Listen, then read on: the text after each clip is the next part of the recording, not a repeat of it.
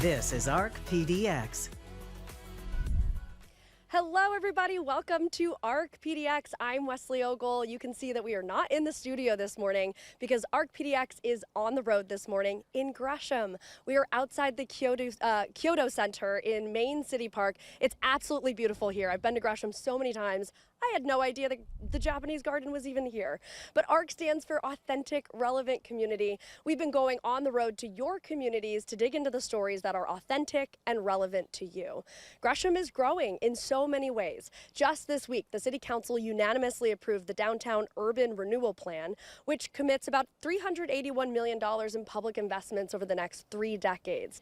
This morning, we're taking a closer look at where the city is thriving and where it can still improve. Plus, we're gathering all of your hidden gems, and we will be highlighting those as the show goes on. We've got a lot of great guests joining us live this morning.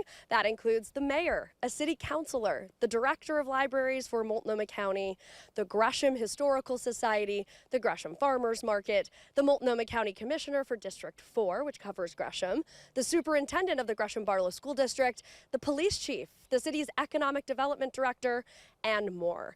And it's been pretty warm the last few days, but some showers could be on the way. So we also have meteorologist Rhonda Shelby standing by. She's in the studio. She's tracking the local forecast, and we're going to check back in with her for that local forecast in a few minutes. But let's start with those live interviews. I'm going to bring in Mayor Travis Stovall. Come on in here, the mayor of Gresham. Come on in. I understand that you've been the mayor. You were sworn in 2021. What have you seen successes here in Gresham since that time? Yes, good morning. You know, it's actually been, I have to say it's been fun. Being the mayor for the last 4.5 years, because we've seen some really, really cool things come to Gresham. First and foremost, as everybody knows, one of the most often asked questions since I've been mayor has been the question of when are we getting a Trader Joe's? And that is the news all across the region. Gresham is getting a Trader Joe's. I don't have a date certain for when it opens, but we know it's going to open soon. They've been working away for quite some time now. We know it's going to open soon. And as everybody knows, there is a new In-N-Out in the area that just opened up recently. I believe the first one in the metro. And of course, it was announced just recently that Gresham is getting an In-N-Out. Yep. Not only that, the fun continues because coming up is also what they call a Raising Cane's Chicken, which is a very popular chicken outlet all across the country. And that's also coming to Gresham, all on Burnside. So it's exciting to see these things happening and popping up all around. Yeah. I want to ask you about the urban plan, renewal plan that you guys just passed on Tuesday. What are you expecting that to bring to the city? Just additional investments. What we see throughout the region and throughout Gresham is investments that need to be made to enhance the areas that we live in. We've had an urban renewal in Rockwood, West Gresham, for almost the last 30 years. And it has done wonders to reinvest and reinvent some key areas in Gresham and Rockwood, everything from just new buildings, new places to live, but then also transportation infrastructure. That has been critical for economic development. What are you seeing as the biggest challenges right now facing residents in Gresham? Well, one of the biggest challenges that we saw was funding for public safety, which would have allowed us to add more police officers and more firefighters, critical components to every community that we are aware of course. And just last year in 2024, we were able to pass a public safety levy. First one in 32 years that's passed in Gresham, and our community stepped up and invested in our police and fire. And so while we've got those funds, now comes the challenge of bringing on those critical resources. Fire, we actually graduated about 12 cadets just recently, and we're adding to our police. And again, that's key areas in public safety that we continue, just like other areas that we continue to work on to ensure that our community is safe. I know a big topic people are talking about in Gresham is the East County Homelessness Resource Center. It's hit a temporary, possibly permanent halt. Can you tell me what's the problem here and what's happening with it now? Well, one of the things that we look at to make sure that we're working with our houseless, homeless, and unsheltered population is the disbursement of resources. And we have a high concentration of resources now in the West Gresham Rockwood area, where we've got a number of what we call the Project Turnkey solutions, where they took hotels and motels and turned them into resource centers and homeless shelters. And that's been a key addition to the West Gresham Rockwood area. And what we're looking at is actually moving some of those resources to other parts of the region. And so that's what we're looking at. We're not looking at saying, no, we don't need any of these resources in East County. What we're saying is we've got resources that are hyper concentrated in key areas. Let's look at other opportunities to bring these resources closer to the people who use them. Okay. In addition to being the mayor, I understand that you're also a small business owner. So what have you been doing to make sure that Gresham is a place that small business owners want to lay down roots? Well, we still have a garage to storefront program. So young entrepreneurs, old entrepreneurs, any entrepreneurs have the opportunity to move their businesses from the garage to storefronts without having to pay SDCs, which is really, if you look at our downtown, if for any reason a business leaves, we get an additional business in there pretty quickly. I think it's because of the foundation that we've laid, letting people know that we want to make sure that businesses can start and grow and expand here in Gresham. And there are things we did during COVID that helped that out. But ultimately, as we look forward for small to medium-sized businesses, we're going to continue to find ways to support them, because really, it's those are, when we talk about poverty prosperity, I think one of the key opportunities is the opportunities for folks to start and grow businesses of their own. And my last question, you made history as the first Black mayor of Gresham and any other major city in Portland metro area and across the state. What does this mean to you? What does this tell you about your community here in Gresham? It just tells me that our community is really focused on giving everybody opportunity. And that's what's key. And they've supported me from day one and stood behind us. And like I said, we have done some historic things that we've been able to move forward because of that support. So it's been something that's just warmed my heart, the open arms, the acceptance, and now we have the opportunity to make Gresham all that it can be. And I do want to say that I always want to give accolades to those who came before us. We get to stand on the shoulders of giants. Mayor Bemis was a phenomenal leader in our community, and we greatly appreciate everything he brought. City councilors, all of that is truly the foundation that laid everything so that we can move this city forward in the way we do. Wonderful. Mayor Stovall, so great to meet you for the first time this morning. Thank you so much for being here. Thank you so much, Wesley. Of course, we're going to switch you out now. We're going to bring in City Councilor Cathy Keathley. Thank you so much for being here this morning. Good morning. Good Thank you for having us. So you were first a city councilor 25 years ago, and now you are again. Can you tell me about any of the changes that you've seen in that time, your two stints on city council? The biggest change is just the population in general. It was a couple years beyond 25. It was 1993. Okay. Population was about 72,000. Now it's about 110. Wow. So it's grown a lot. It's a much more diverse and vibrant city. It's exciting. You know, what some of the other changes is the expense. It's expensive for citizens from a cost of living, housing standpoint, yeah. and even actually for the city. It's a lot more expensive to provide the basic level of services that we do. Mm-hmm. But, you know, beyond that, we've never lost our small town feel, which I really appreciate.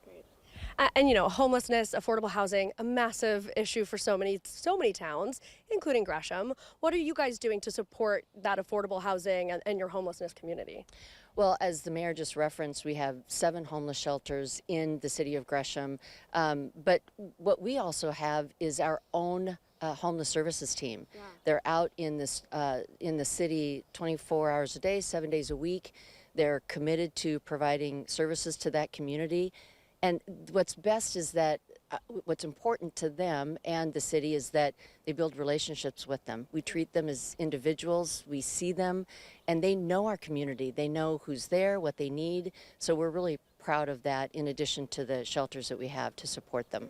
Great. And of course, I know you're working very closely with Multnomah County Commissioner Vince Jones-Dixon on that East County Homelessness Resource Center. A lot of people know it as Cook Plaza, yeah. But that's paused right now. Can you explain what's happening here, what it's been like working with the county on something like this? Yeah, we certainly appreciate Commissioner Jones-Dixon coming out and listening to us, and especially the neighborhood. And I kind of got involved because the commissioner had those listening sessions, but I really wanted to elevate the voices of those neighbors. They have legitimate concerns, as does the city, as the mayor referenced. But the neighborhood itself, it's in a very established neighborhood. It's blocks from an elementary school. It's still in West Gresham, Rockwood area, which is problematic. And I just want to make sure their voices are represented and heard by the county. I'm glad the commissioner was out to listen. Now the important part is to get the chair to listen, because at the end of the day, that decision is completely rests in her hands. You know, I just was talking to the mayor about that levy that was just passed last year that allocates more money to hire personnel for police and fire. This is really close to your heart. Your son is a Gresham firefighter. Your husband is a retired firefighter. What have you seen this levy do for the fire department so far? Well, as the mayor said, it really showed a support of the community for police and fire. One of our biggest jobs as counselors, policymakers, is to keep our citizens safe. And make sure that there is response when they need it in those most desperate moments. And so what we need to do is support the people who provide those services. And this levy did that tenfold. As a wife and mom of firefighters, I've been around. I've never been a firefighter, but I've been pretty close to it. And it's given me a really deep understanding of what they need and what they need to do the job. And I am privileged and honored to bring that level of understanding and information to this role as city councilor. That's wonderful. Well, Cathy, Keathley, City Councilor, thank you so much for joining us this morning on ARC PDX. Oh my gosh, of course, this is beautiful. We are on the road in Gresham this morning, and we asked you, our viewers, what hidden gems you've discovered here in Gresham, as well as just some of your favorite places to hang out. So Noelle Ford is in the studio for us. She's tracking all of these spots. Noelle, what are your people sending in? Getting a lot of cool suggestions on our feed, so I want to start out with our first hidden gem. This comes in from Megan Bird. She sent us an email about Empanada Stop, and Megan says, you can taste the passion and care in every single bite. The owners are dedicated to serving the freshest, tastiest food around. So she recommends the empanadas, the smash burgers, their homemade bread, and cauliflower soup. That sounds really good, cauliflower soup. Empanada Stop is located on Southeast Stark Street and Northeast Hogan Drive. It's in the same building as the Sky Zone Trampoline Park. It is also right by Legacy Mount Hood, so they're open from Monday through Saturday from 11 a.m. through 9 p.m. And then on Facebook, Destiny Harst says she loves Hillcrest Sports. Destiny says it is one of the oldest independent snowboard shops still left, and they have a great selection. They have a stone grinder as well and talented technicians. According to Hillcrest's website, they have been serving the area since 1976. It's a family-owned and operated place, and they say they have one-on-one service available all week. It is located on Southeast Burnside Road in Gresham Village, and they're open from 10 a.m. to 7 p.m. every day except Sunday. That's when they close at 6. And then we also asked our newsroom about some of their favorite places to visit in Gresham, and our assistant news director is shouting out Donut World, which is also known as the Little Red Barn in Gresham. It's located on Northeast Burnside Road, just down the street from Gresham High School. And it is a locally owned bakery serving donuts and a variety of drinks every day. And we do want to hear from you. So tell us about your favorite restaurants and your favorite places to hang out, or even some hidden gems that you think should be celebrated. Share your videos or photos with us, and you might see it during our show. Just go to k2.com/chime-in and select ARC PDX as the topic, or you can email us at arcpdx@k2.com. This half hour, we are going to be talking with the director of the Multnomah County Library System and with the Gresham Historical Society. So let's start with Annie Lewis. Come on in here, Annie. She's Multnomah County Director of Libraries. Thanks so much for being here this morning. Happy to be here. Thank you. Of course. Okay, so I drive by that new East County Library, and it shocks me every time how beautiful and big it is. Tell me about the progress of this. Yeah, so we are absolutely so excited to open our new East County Library. We're making great progress. We're on time. Construction of this building started in July of 2023, if you can believe that. Wow. And we are nearing the finish line. So we are on track right now for an opening in spring of 2026. When you drive by it or walk by it, what do you think? Oh my gosh, I am absolutely floored at the scale and the beauty of this building and what it means for East Multnomah County. Tell me what's going to be there. What are some of the most exciting renovations that you guys are doing? So this library is a brand new 95,000 square foot building. Wow. It includes some amazing features, including an auditorium that will be able to host events and lectures and performances. We also have a creative learning studio or a maker space where people can create and use 3D printers and high-tech technology. We also have a teen space that's dedicated just for teens. Beautiful children's area where families can play together, and a dedicated secure outdoor space where kids can play together as well. Yeah, I understand you guys are going to have some events, you're going to have lectures, programming. Like, what sort of programming are you foreseeing for the library? Yeah, so this new space offers so much opportunity. As I shared, the auditorium seats over 200 people, so it'll allow us to do some really cool performances, cultural events. We also have tons of meeting rooms that the public can use, but that also will be used for library programming. So as folks may know, we offer lots of educational programming, from story times where families can enjoy and learn to read together, to programs for older adults like citizenship classes and English classes and book groups. So all sorts of opportunities for programming.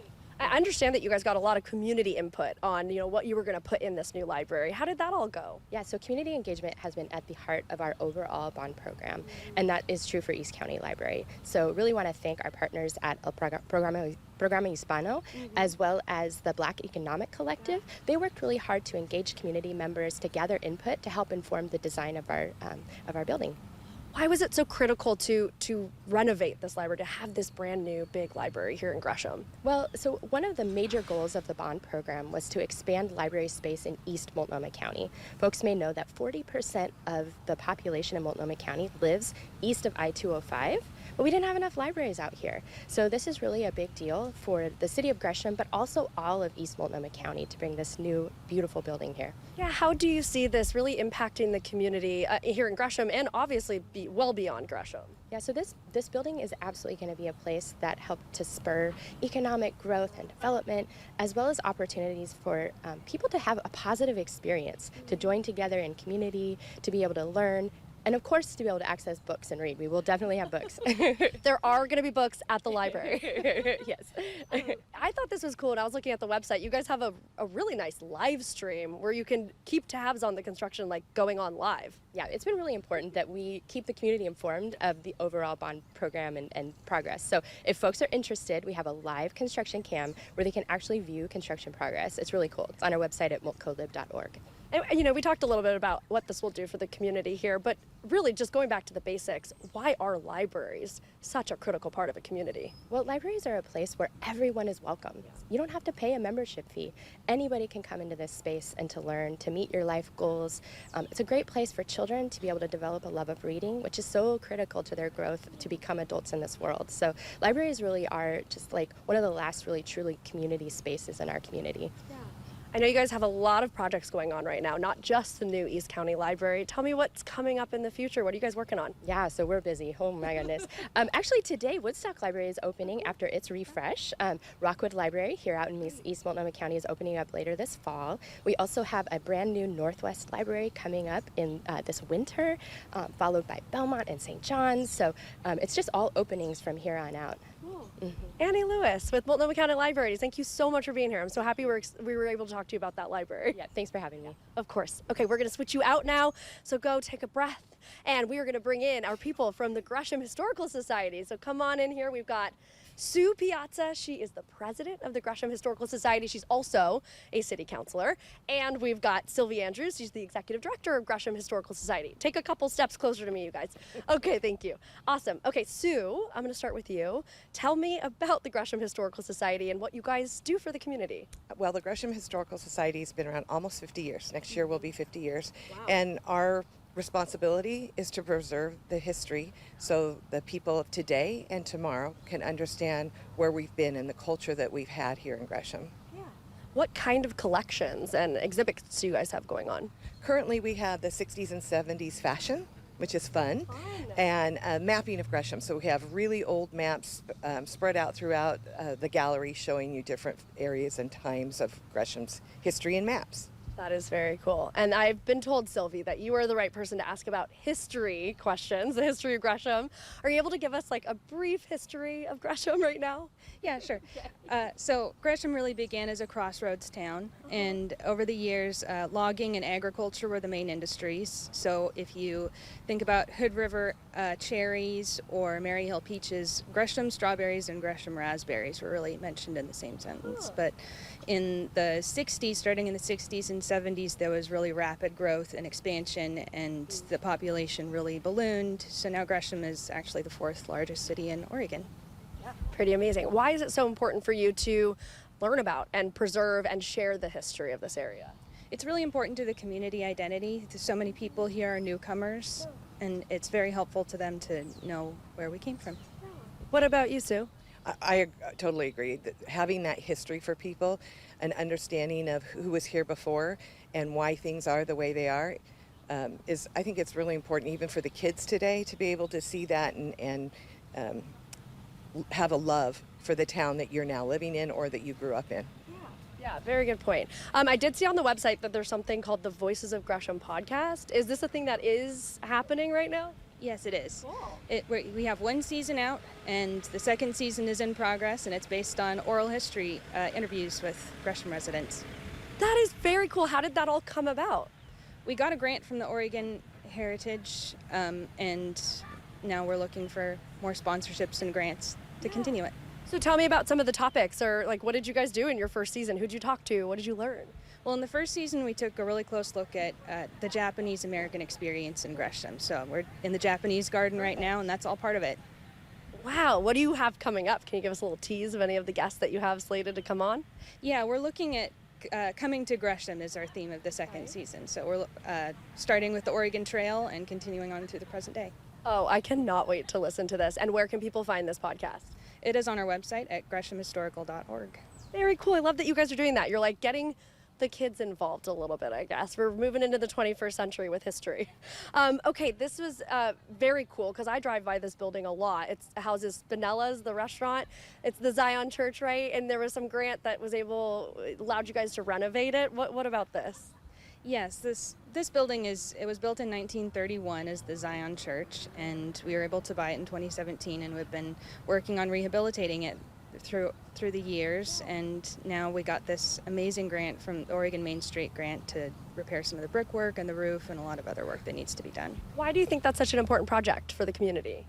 The building really anchors downtown Gresham, and it's an important aesthetic part of the city, and also has a really interesting history that we're excited to preserve. Very cool. Can't wait to check that out. Sue, I know you guys are having a fundraising event. Support is very important. You need the community support. How can they support you guys? We really do need the support. Even with this grant, we have to have matching funds, and we're a nonprofit, and we have to raise all the money that we need to do these things. So one of our biggest fundraisers is coming up, and it is our Christmas at the Museum. And at that event, we ask local professional, non-professional bakers to do gingerbread house. And so we usually have about 25 gingerbread houses in there. The museum is totally decorated for Christmas. This year's theme is Christmas past and future. So the gingerbread houses and the trees will be decorated accordingly, and then people get to come in and vote for their favorite People's Choice Award on that. And that's a really big fundraiser. We open the Saturday after Thanksgiving and go till December 20th. Oh, that sounds super fun. I'm glad you're able to let everybody know about that. They need your help. Come on, build a gingerbread house. It's so fun. What do you guys both love about living in Gresham? I really love that this is a city that takes care of itself. Wherever you look and see a problem, you'll find people looking to fix that problem. So very involved. Very cool. What about you, Sue? I think that I hear, whether it's in the chamber or in the government or just being out and about, it's such a friendly city and a helpful city. People help each other here, which is a wonderful attribute. I've lived here my whole life, and it's a beautiful place. We've been asking viewers for hidden gems or like your favorite local spots in Gresham. Where do you guys like to eat? Where do you like to hang out? First to you, Silvie. I really love Jazzy Bagels. We hear about Jazzy Bagels all the time.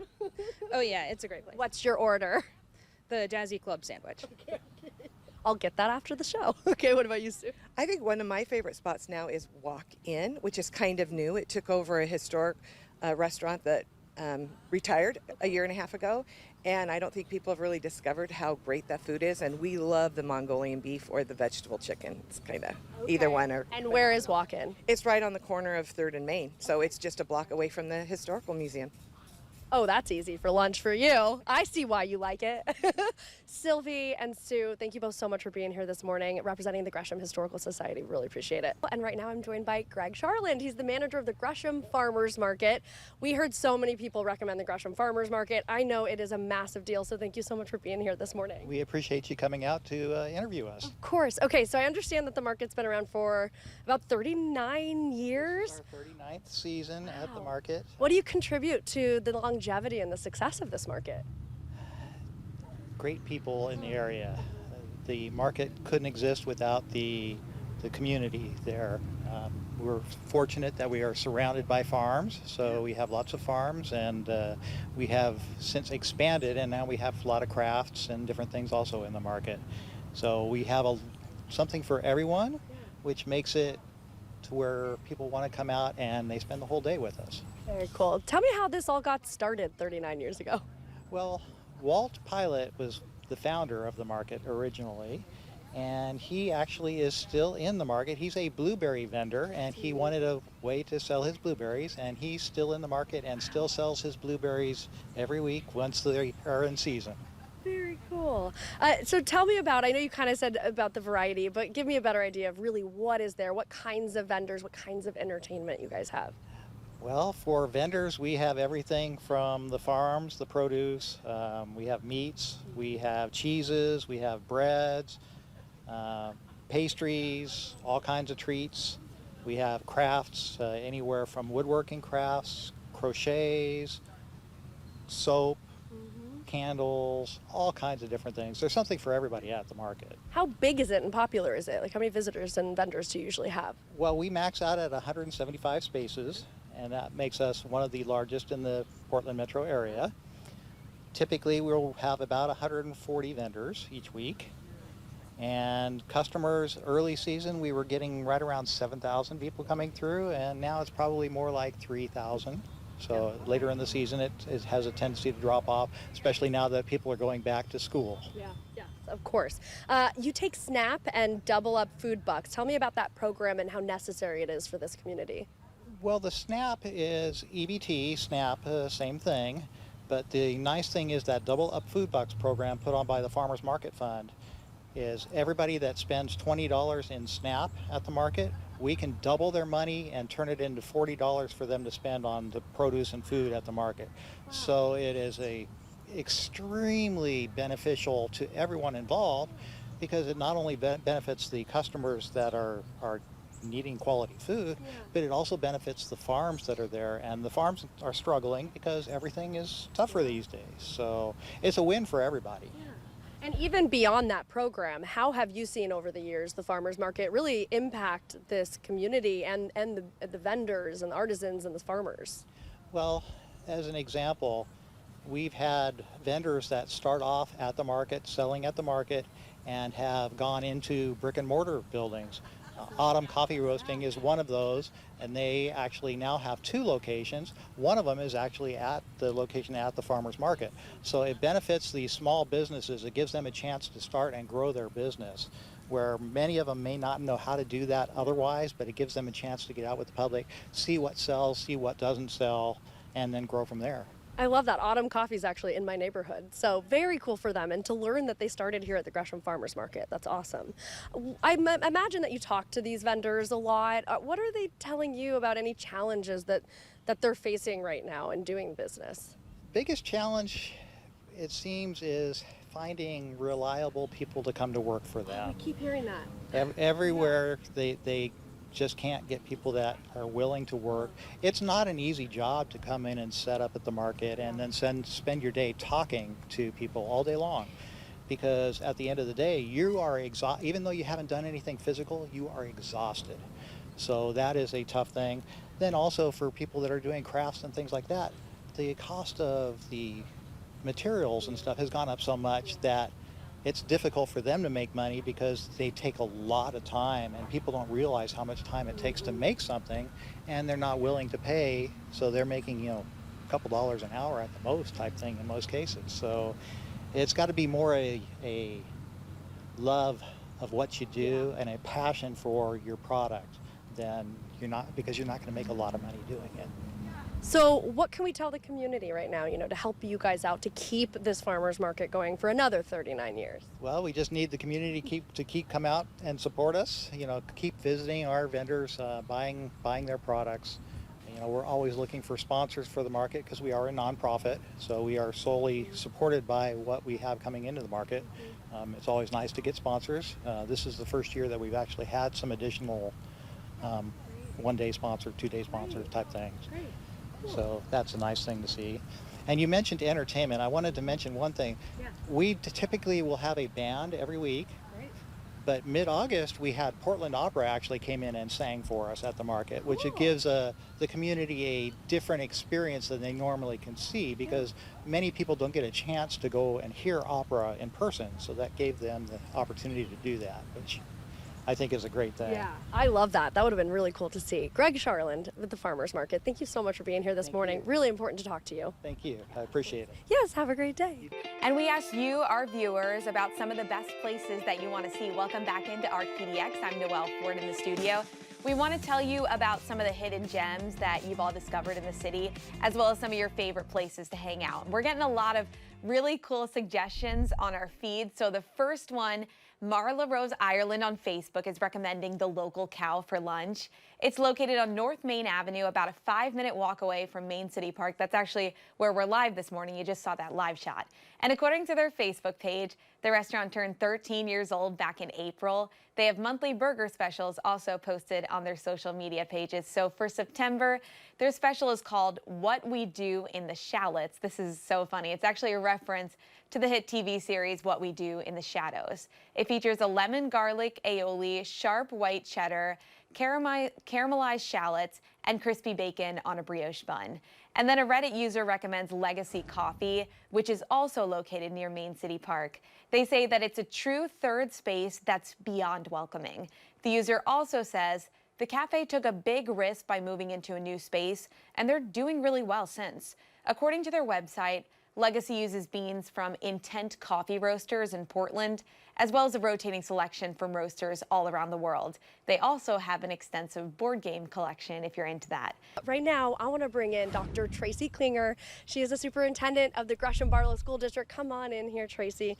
Thank you so much for joining us here this morning. Yeah, good morning. Good morning. I know it's the first day, first week of school. I'm sure it's been pretty busy for you, so I appreciate you being here. How has the first week been going? It has been an awesome week. We have classrooms full, we have kitchens busy providing meals, we have our buses flowing, and lots of happy students and teachers. Cool. So I understand that you just took over the superintendent role in July, but you were the deputy superintendent, and you've actually been with the school district for 30 years, something like that. So what are your goals now that you are superintendent for your first year? Yeah, it's really exciting. I feel really honored to serve our community in this way. As you said, I started as a teacher in this school district, so I have some strong roots here, and my own children have gone to school here as well. But as a superintendent, I'm really focused on the needs of our students and how we meet them where they're at and give them everything that they need. I'm also really working on developing relationships, further deepening some of those relationships that we already have to better support our district. And then also just looking at partnerships and opportunities, that might be new to us, but then we also have to continue to work on our outcomes. We have some work to do. Yeah. Let's talk about that work. What are some of the biggest challenges that the district's facing right now? Yeah, I would say one of the biggest things is attendance for students. That's a challenge across the state and across the nation. So we've done some really intentional work around that and have engagement liaisons in our schools that are connecting with students and families to help support them and figure out what their needs are. Another challenge is budgets. We've made an $8 million reduction going into this year, so we're really curious to see how that plays out and if the plans that we made really, pan out the way we anticipate them to. So you mentioned attendance, and I know that is such a big deal. What would you like to say maybe to the community, to maybe parents out there, maybe students themselves? How can they assist you guys with this? What would you like them to do? Just have some awareness about how important it is to be in school. We can do all this amazing work to improve instruction in our classrooms, but if students are there, then that doesn't help us. We have set a goal to have students miss no more than 8 days per year, so 1 day a month.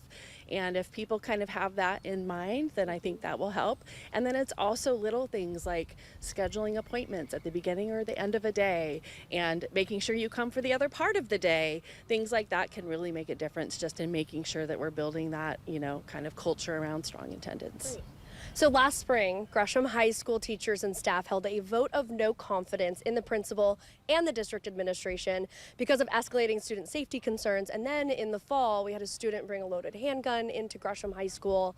There was a walkout, there was protests about how the district handled it. I think parents and students just wanted more transparency, more notice about what was happening. And then the principal actually resigned. So what has been happening within the last year to address these safety concerns in the community? Yeah, I'm happy to say that Gresham's on a really good path right now. There's a lot of things that improved over the course of the year. Got a lot of feedback from families and connection with staff in terms of what might come next. So we saw a lot of growth and improvement over last year.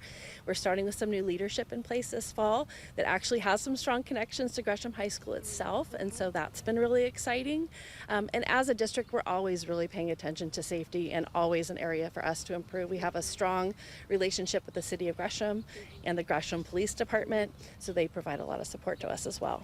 Great, and we will be talking to the police chief in a little bit, so I'm sure we'll talk about that.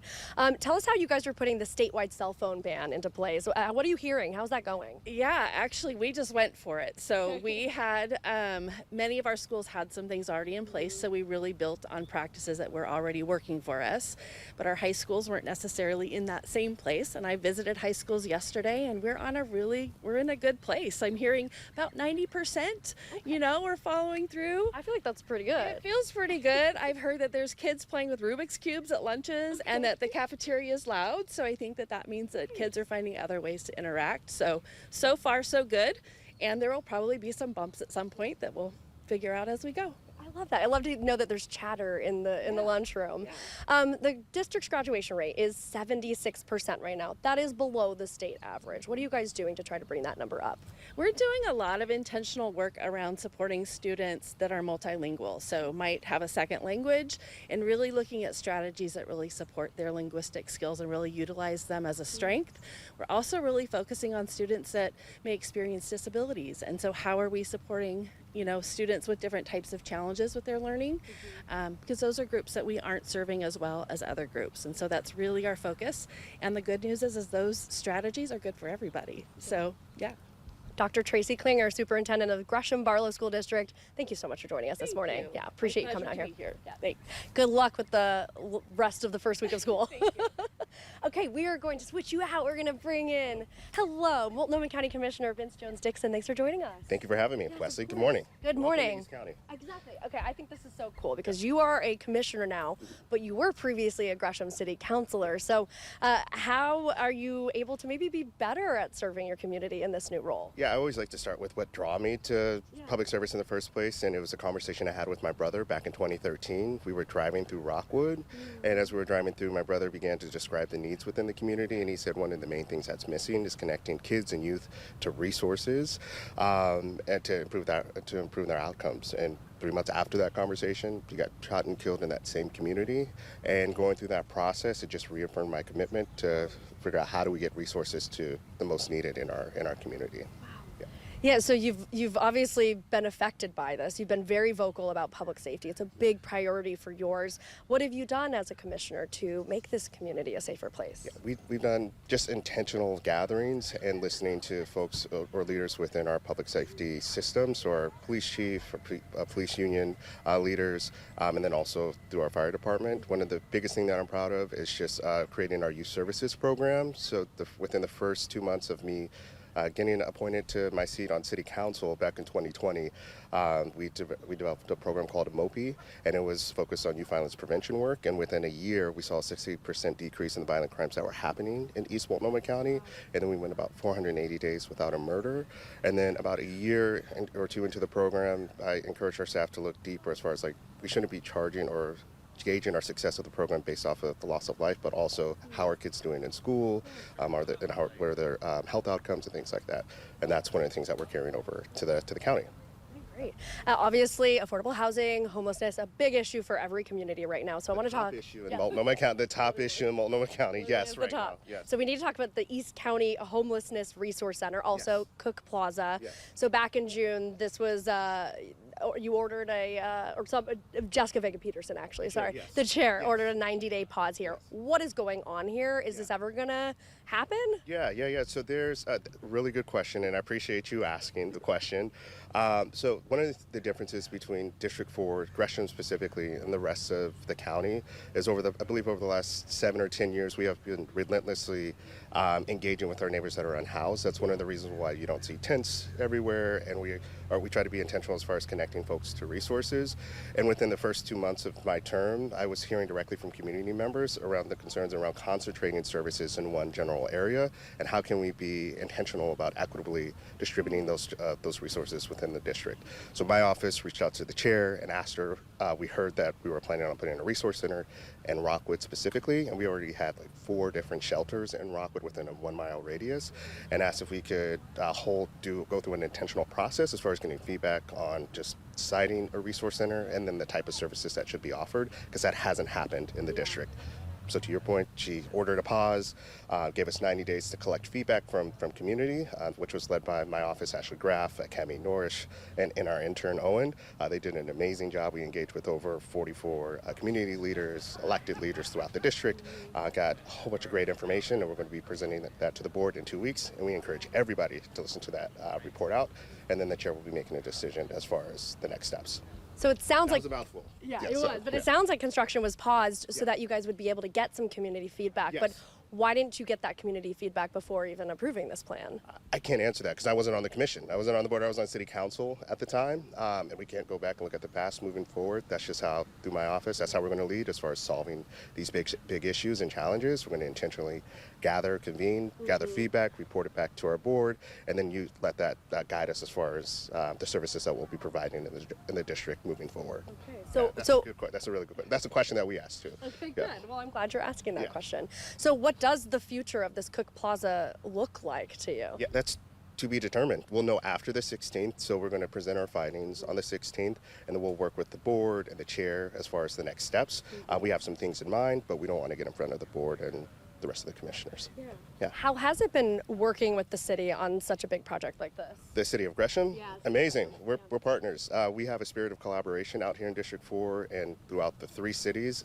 Gresham is the largest city in the district, and there's 3 other cities and 4 other towns out here. We go all the way out past the Mount Rushmore of Oregon. We call that Multnomah Falls. We hiked that last week during our retreat. I'm going to call it that from now on. The Mount Rush, and it's the 100-year anniversary. It's been great. The collaboration, Mayor Stovall is amazing. The city councilors are amazing here in Gresham specifically. There's over 20 other electeds out here in the district. We've been actively engaging with the city managers and their offices around just learning, all the way out to Corbett as well, and we've been able to push things forward. So it's been great. And really quickly, you Yes. clearly have a lot of interest in Gresham. Why do you love Gresham so much? Why do I love Gresham? Just the community. I grew up in Northeast Portland. I would say the community. I have 2 kids. My wife's been out here for over 30 years. We're a community. There's a culture of getting things done together. So that's the main reason. Thank you. Well, thank you for representing the area. Yes, you're welcome. Thank you for coming. Take care. Commissioner Vince Jones-Dixon, thank you. We've got, as you can see, the police chief, Travis Gullberg. Thank you so much for joining us this morning. Absolutely, it's a pleasure. Okay, so I just was told I should ask you about cowboy hats. Oh, that's how we're going to start. Yeah, huh? we're going to start. Okay. Should we start that way? Well,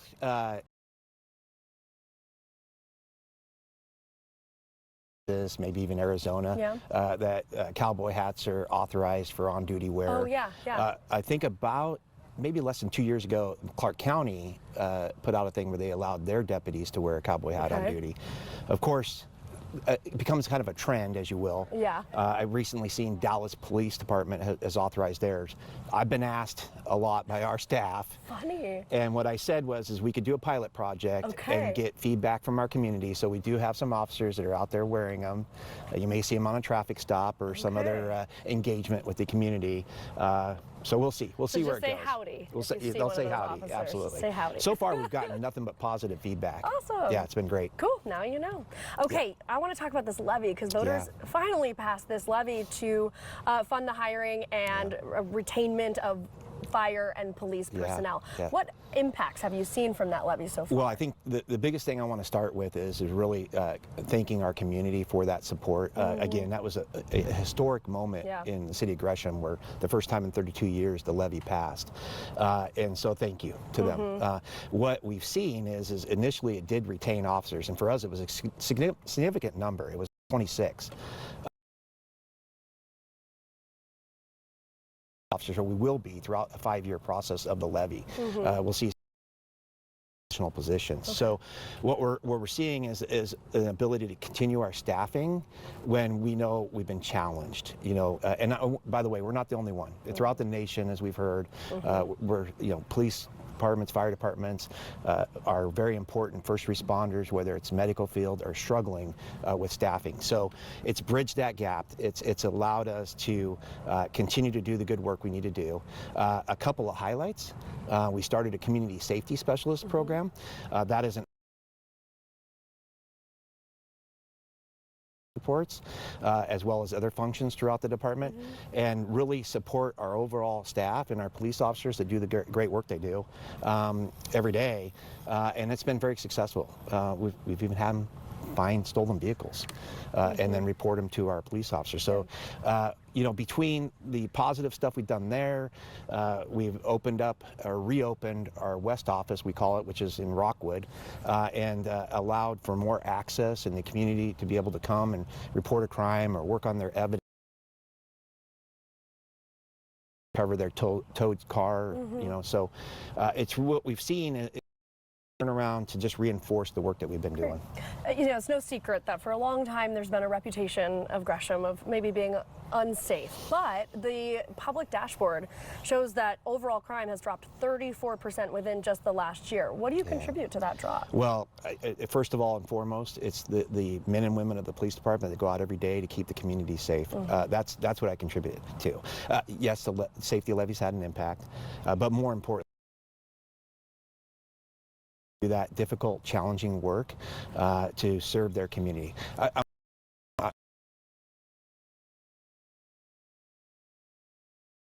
In many regards, but what I can tell you is that throughout the city system, whether it's our city leadership, our elected officials, you heard from the commissioner, you heard from the school superintendent, we are committed to partner and do good things in Gresham, and a lot of the innovation and creativity and commitment comes from the grassroots, from our people that are in the field working on the streets, our police officers, and throughout the entire system, we're committed to keeping Gresham safe. So I'm appreciative that those numbers reflect that crime is down. There's a lot of work that goes into that. I would also say that we recognize if you're a victim of a crime, the stats don't matter. It's important to recognize that individual and that experience, and we want to be doing better to reduce crime and the fear of crime. 13-year-old Liam Spanley Bailey was killed by a stray bullet into the apartment where he was sleeping. The story, made national news. You have identified the suspects, but you haven't yet caught them. A couple weeks ago, you guys put out a reward for information leading to their arrest. What's the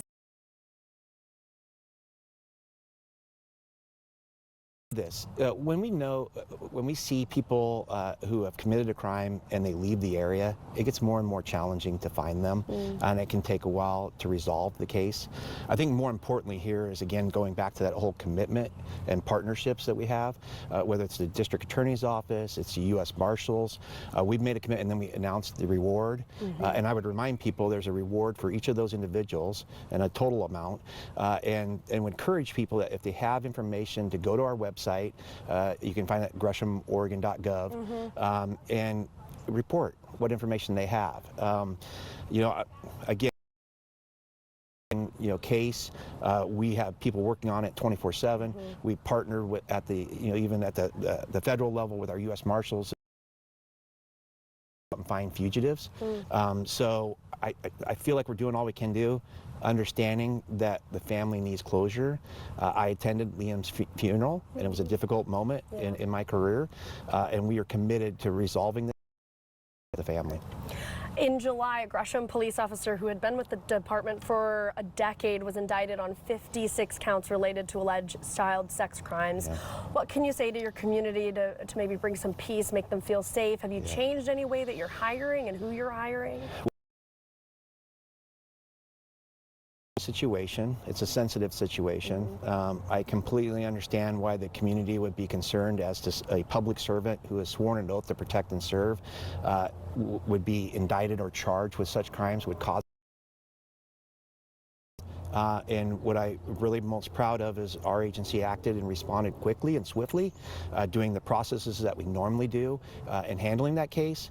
And I can also tell you what we've already put in place and we've done for a while now is improving our overall system of hiring, recruiting, training, accountability around professional standards, building upon those things that you need to be doing, a real robust system within the department to make sure that we can give confidence back to the community and make sure we don't lose their trust.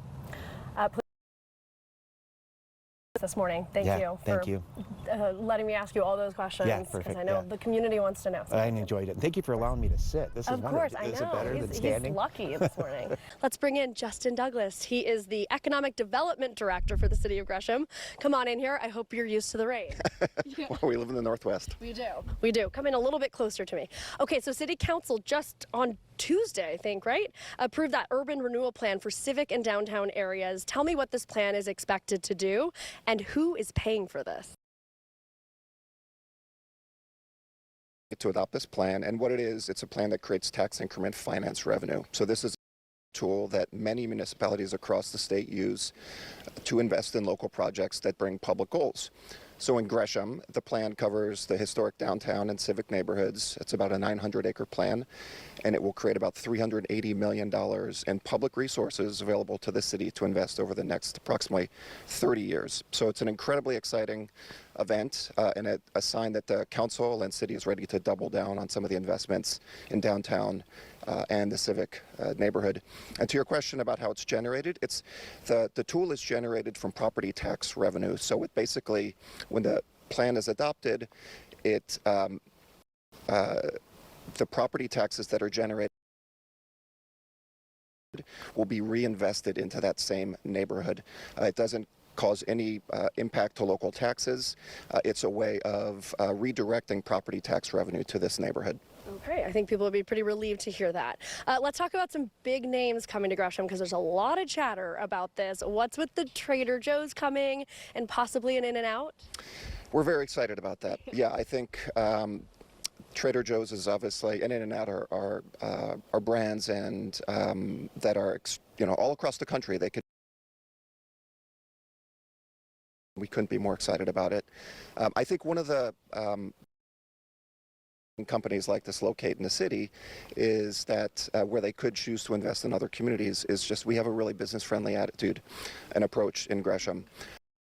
Months ago, the city manager of Gresham led some staff and Councilor Piazza to the International Council of Shopping Centers conference in Las Vegas. This is an annual conference, and I can tell you of the 30,000 attendees at the conference, I don't think there was another municipality from the state of Oregon there, and everybody that we talked to said how thankful, and that we had a member of City Council there too, showing how ready we are for national and regional retailers to come to the city. Very cool. I want to talk about the trade sector because I know like big manufacturers like Element 6 are now here. Whenever I drive through Gresham, I'm noticing huge buildings being built.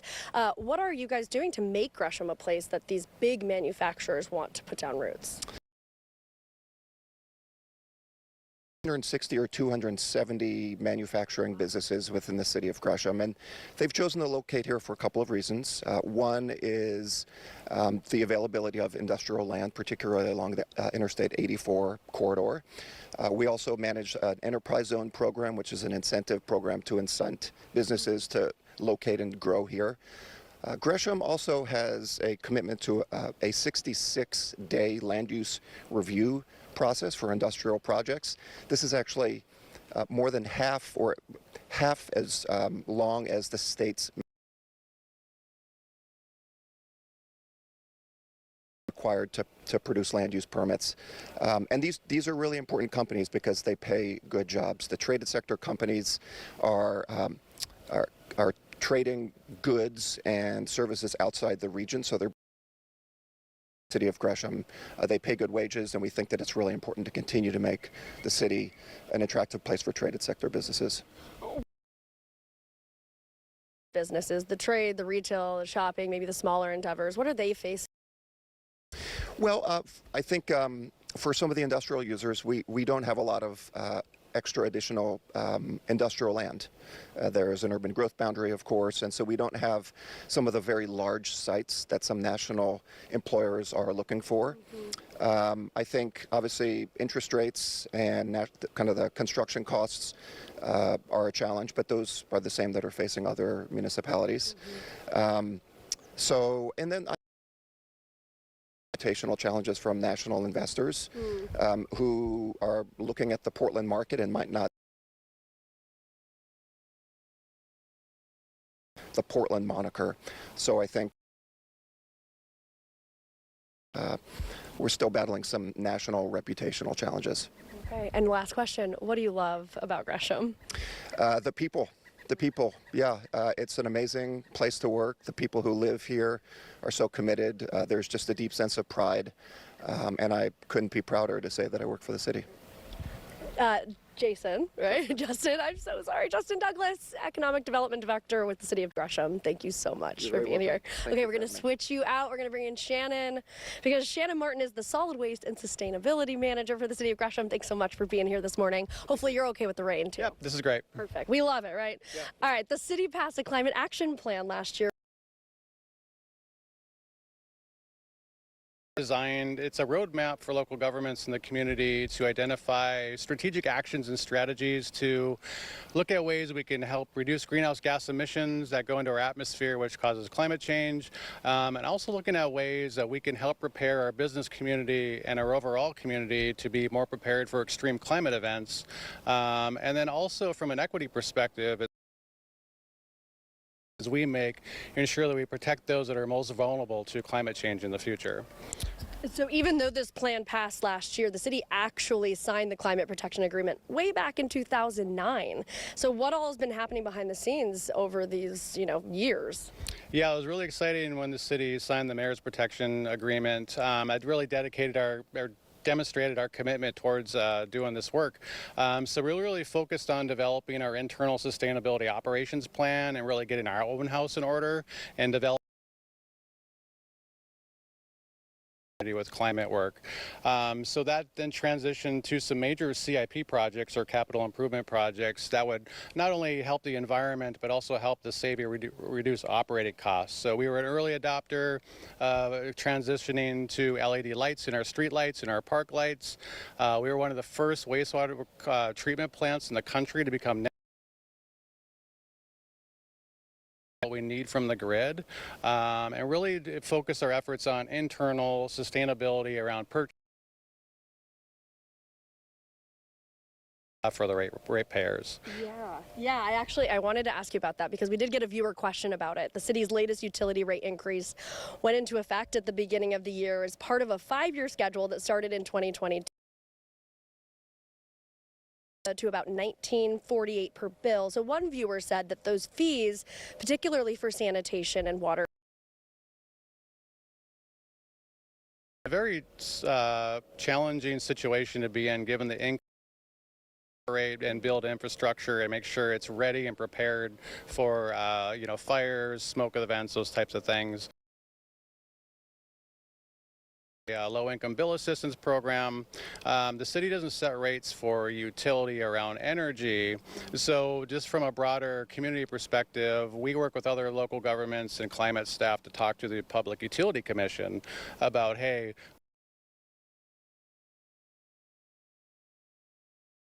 in addition to solid waste rates, collection companies, we're trying to be as efficient, reduce emissions in our communities and find ways to be strategic about and really thinking about the ratepayer.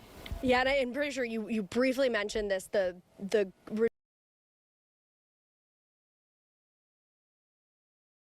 project and why the city is particularly excited about it. Sure. Yeah, one of the reasons we were really excited about applying for that grant is the revenue that supports the funding to do those renewable energy projects actually comes from ratepayers that choose to support the development of renewable energy. So that's that little part of that bill they pay extra for because it's value to them. So that funding is what came to support those projects. So that was important to us from Fits to the system that we installed. It's a 120 kilowatt system. It's helping us reduce greenhouse gas emissions. We're using less energy from the grid. And then the additional benefit is the system is actually going to save the city over $1 million over the life of the project. So we can take that money, reinvest it into the community, and do other things with those cost savings. Cool. Shannon, it was really great to talk to you and learn about all that. Thank you so much. Thank you. Thank you. Welcome back, everybody. We are here with ARC PDX. We are on the road this morning in the rain in Gresham, but we're in a Japanese garden, so it's really pretty. It actually kind of works, right? It does. It does. So we've got Sho Roberts here. She is the owner of Maggie May's Bookshop. So excited to talk to a local small business owner here in Gresham. I am always excited to talk about Maggie May's and books. All right, I know that you guys started out as like a kids mobile bookshop in Portland. So what made you decide to put down roots here in Gresham? Like if there was feelers to see if I could do it, and then when I came out to Gresham, own community place, I was like, this feels like Gilmore Girls, and I just knew that I had to have a business here, and a bookshop would be perfect in that space. So how long have you been here? We opened up in 2018. Okay. How has it been over the years? It's been wonderful. We have great community members. We grew from a shop that was 1,000 square feet to now we have a 4,000 square feet shop. We started off with kids only. Been able to grow because of the community support. Yeah, tell us a little bit more about what you guys have there. And I understand obviously a lot of books, but you also are putting on some events too. Oh, definitely. Lots of events. We have events for all ages. We do free story times every first and third Saturdays. We have book clubs, 4 different book clubs for grown-ups. We're starting one for middle grade.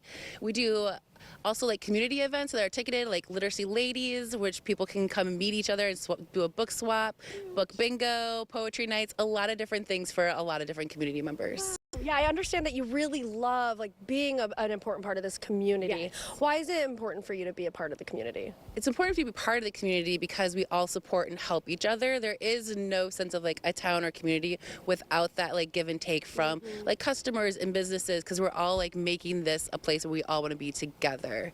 And one of my favorite things is seeing customers meet each other at the store, and then they become friends throughout, and you see like that friendship grow because of that. What are some of the successes or positives you've seen in working with maybe the city of Gresham in growing your business from the mobile bookstore to the big brick and mortar you have now? Yeah, the city of Gresham was really helpful with that because I was able helped me with my like licenses and things like promoting me. Initiative that helps change all the lighting to LED, so they've been really helpful in supporting the businesses so that I can like continue to grow and put my money where I need to with inventory. Yeah, that's awesome. I'm sure it's not been all roses and rainbows, and it's been a few really tough years. So what are some of the challenges of running a small business here in Gresham? The challenges I think are challenges that everyone faces. Like small businesses, we kind of can get forgotten about when there's so many large corporations, and it's easier to shop larger, but really shopping small brings that community back, and we're the ones who are helping you with your school stuff and doing donations and things like that. So that can be really hard, as well as a lot of voices together for the small community, like small businesses. They can be hard to hear over larger businesses.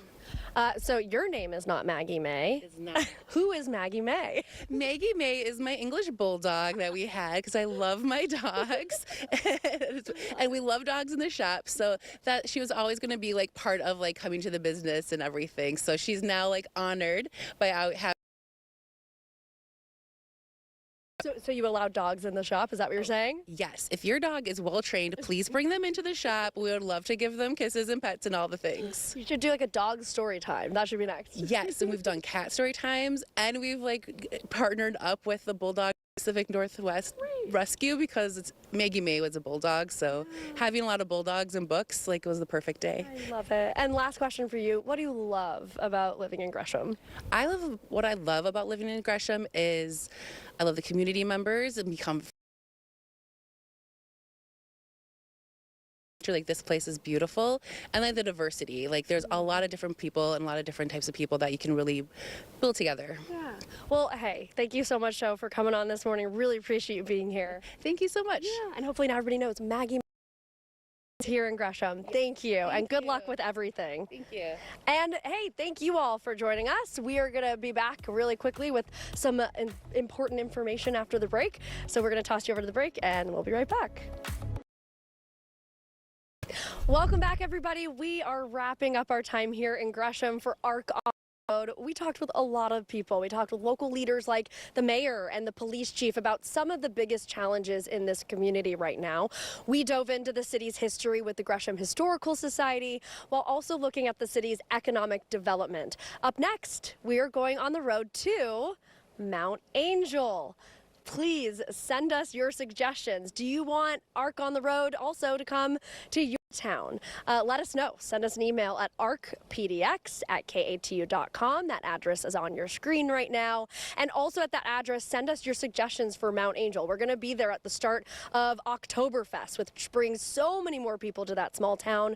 But we're going to talk about what's beyond that. What happens when Oktoberfest is not going on in Mount Angel, and I'm really excited to learn all about it. So please send us your suggestions and then tell us where you would like us to go next. Thank you all so much for joining us.